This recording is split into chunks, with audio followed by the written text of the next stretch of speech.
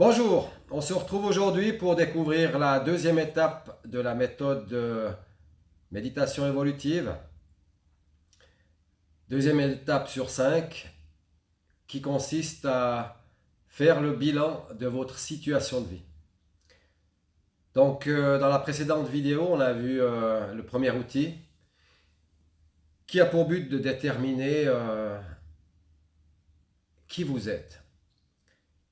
Donc, pour résumer, pour ceux qui n'ont pas vu la vidéo, qui vous êtes, tout un travail d'introspection de soi par rapport à soi-même, qu'on met en perspective avec ce que les autres pensent de nous, qu'ils nous ont dit au cours de notre histoire, la façon dont on est perçu à l'extérieur, de façon à faire un bilan personnel. Le but de cette étape, ça va être d'être au bénéfice d'un inventaire, entre guillemets, des lieux. Euh, Tout le domaine historique, tout le domaine du psycho-affectif devra être honnêtement évalué. C'est pas une chose facile. Cette étape, beaucoup d'entre nous, quand on l'a fait, on adore la zapper, on adore aller plus loin, surtout pour la troisième, définir des objectifs, c'est plus réjouissant souvent que de faire un bilan. Ça dépend dans certaines situations. Je me souviens, moi, quand je faisais mes premiers bilans, mon Dieu. Euh, Lorsque je débutais ma formation, je me posais des questions existentielles. J'ai beaucoup pratiqué la méditation. Et arrivé à cette étape-là, c'était pas joyeux. Donc je souhaite pour vous que vous y parveniez. Soyez honnête, comme je vous l'ai dit. C'est pas évident du tout de d'oser poser sans juger, sans se juger. Il faut arriver à vous évaluer sans pour autant prononcer des peines lourdes, si j'ose. C'est important d'être dans le pardon. J'ai insisté aussi dans d'autres précédentes vidéos. La méditation évolutive, si j'ai voulu en faire une méthode, c'est que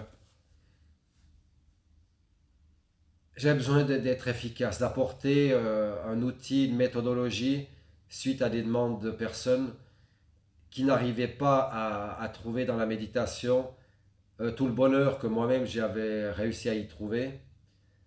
Et j'ai réussi à, je pense, synthétiser une méthode assez simple, mais effectivement, elle est conditionnelle. Vous vous conditionnez vous-même.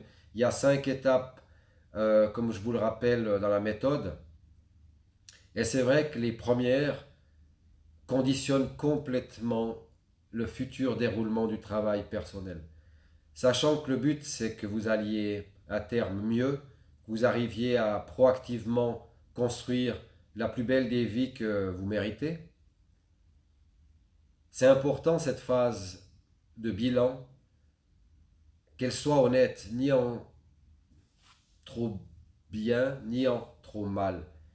C'est, c'est juste de dire la vérité, c'est injuste d'être trop sévère avec vous, mais attention également d'être trop gentil avec vous. Dans ce point de vue-là, je vous suggère de prendre beaucoup de temps lorsque vous allez évoquer avec vous-même lors de méditation, par exemple, les relations que vous avez eues à l'intérieur de votre famille, avec vos amis. On a très souvent, quand on commence ce genre de travail, un manque de détachement. Essayez de vous voir jouer, de vous voir être un acteur d'une pièce de votre vie, d'une partie de votre vie, mais avec détachement. Prenez du recul. Essayez de prendre du champ, de ne pas toujours vous trouver des excuses et de ne pas sombrer dans l'inverse, vous accabler de tous les torts. Dans toute relation humaine, il y a une partition à faire. Lorsque vous avez été coupable, dites-le. L'inverse est vrai aussi. Lorsque vous étiez innocente et affublée peut-être de choses lourdes, relevez-le aussi. Soyez juste avec vous-même. Euh, Lors d'analyse, de mise à plat de vos échecs, des choses un peu plus pénibles à évoquer, soyez dans l'amour. Dans l'amour, entre guillemets, pédagogique. Le but, ça va pas être de pleurnicher sur votre sort. Le but, ça va être d'être gentil pour avancer. Pour avancer, soyez cool, soyez efficace, mais soyez réaliste.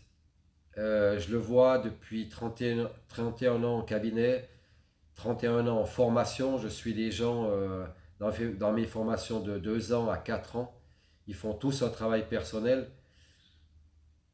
Et ça, c'est quand on travaille en binôme, dans un cabinet, dans une formation, quand on travaille avec un élève, la plus grande perte de temps, c'est souvent la mise en place.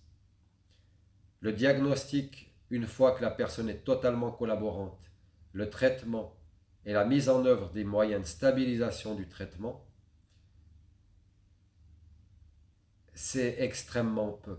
Arriver à convaincre la personne qu'elle peut lâcher, qu'elle peut se poser, qu'elle peut faire un bilan euh, réaliste d'elle-même sans risque, c'est le plus dur à obtenir. Essayez de vous apprivoiser vous-même. Ne soyez pas dur. Évitez surtout un rapport circonstancié, froid et entre guillemets cruel, métallique, informatique.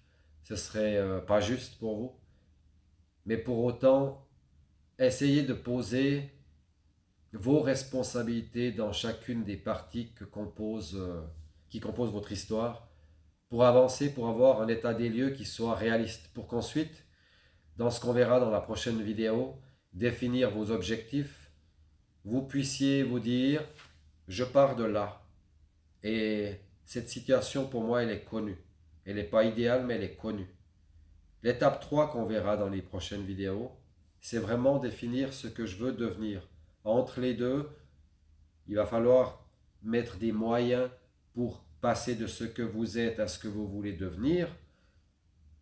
Pour ceci, mentez-vous pas, perdez pas de temps. Soyez honnête. Il sera temps d'être efficace après. Vous pourrez d'autant plus, si vous trouvez que la situation n'est pas glorieuse, bénéficier d'encore plus d'énergie à mettre dans le changement. Mais pour changer, j'insiste, définissez bien absolument tous les points de votre personnalité, ceux que vous avez l'habitude de mettre en lumière, et essayez d'aller éclairer toutes ces zones d'ombre que, en général, soit vous cachez aux autres, soit vous vous cachez à vous-même, soit les deux. Soyez honnête et surtout, si vous arrivez à générer un climat intérieur dans lequel vous vous apprivoisez, vous verrez, vous allez institutionnaliser des zones de dialogue dans lesquelles vous pourrez vous exprimer vous-même librement en dehors de tout contexte, et c'est ça le but de la création du lien. Ce que vous êtes en train de commencer à faire dans la méthode avec ces 2 premières étapes, c'est arriver à prendre conscience que vous êtes 2 mondes, un monde de pensée, un monde d'émotion, et qu'entre les deux, vous pouvez créer un lien. Entre le ciel qui est le vôtre, le monde de vos pensées, euh, le monde de la pensée abstraite, le monde de l'objectif idéal, là où la pensée n'est encore pas en contact avec le monde concret, là où la pensée est simple puisqu'argumentée sur rien. On désire devenir ceci quand on rêve à quelque chose. Souvent, le fait de le rêver est très simple. Le mettre en œuvre coûte beaucoup plus de temps et d'énergie.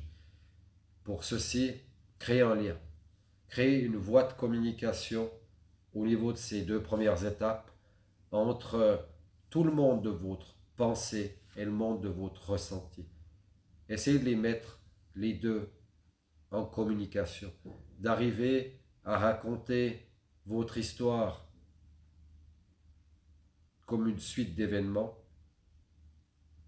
avec votre tête, puis raconter la même histoire en termes de strict ressenti vous permet d'avoir les meilleurs côtés de vos deux hémisphères cérébraux, les deux aspects de vos deux cerveaux crâniens et respectivement celui qu'on peut appeler le cerveau des émotions, le système nerveux entérique, qui est, oui, seulement, entre guillemets, doté de 200 millions de neurones, mais on le sait. Vous le savez si vous avez suivi un petit peu les précédentes vidéos. Il est temps, au niveau du point 2, de mettre tout ce que ces deux aspects de votre personnalité ont à dire sur la table. Tant d'un point de vue intellectuel, les faits historiques doivent être posés, mais n'occultez jamais la façon dont vous avez ressenti les choses. Essayez de mettre les choses en balance. Parvenez à vous aimer assez pour que, par rapport à l'idéal, par exemple de la pensée, vous avez vécu quelque chose bien plus mal que ce qui avait été imaginé. C'est pas grave. Dorénavant, vous ferez mieux. Il ne faut jamais oublier que le but de tout ce travail que je vous propose, c'est que vous et vous seul alliez mieux.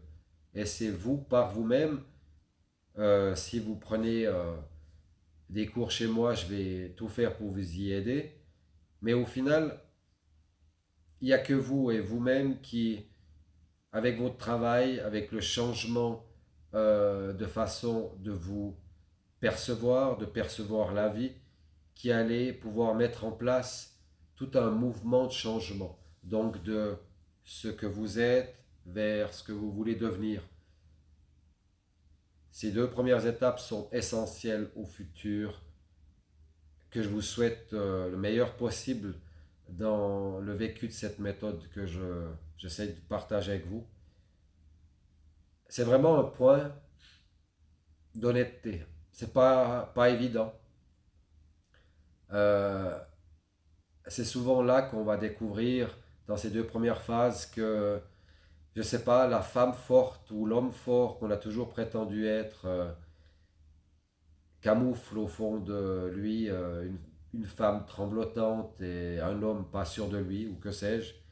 Peu importe la réalité qu'est la vôtre, essayez d'être le plus exhaustif possible, le plus complet, le plus respectueux de façon à avancer.